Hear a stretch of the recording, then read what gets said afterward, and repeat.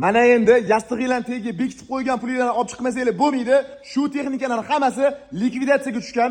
Bo'yi 1.45, eni 55 bo'lgan xolodilnik $233 sotilgani $129. 10 mingtalik stabilizator eski narxi 3.367.000 so'm bo'lgan, hozirgi paytda $99. Bo'yi 1.70, kompressori original LG ning kompressori, past toklarga chidamli bo'lgan xolodilnik.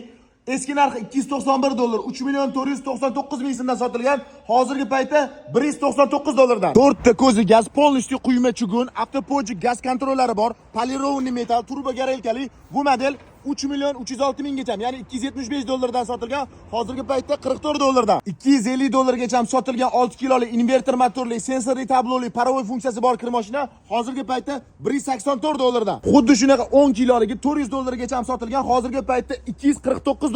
50% elektr energiyasini tejolaydigan inverter motor, 3 ta A+ bo'lgan, sterilizatsiya qila oladigan, teni полностью nержавейка bo'lgan model.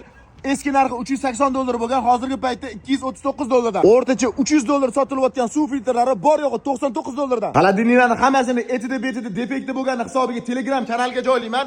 Qolgan texnikalarni sotib olish uchun videoni tagida описаниеda nomerlarni qoldiraman.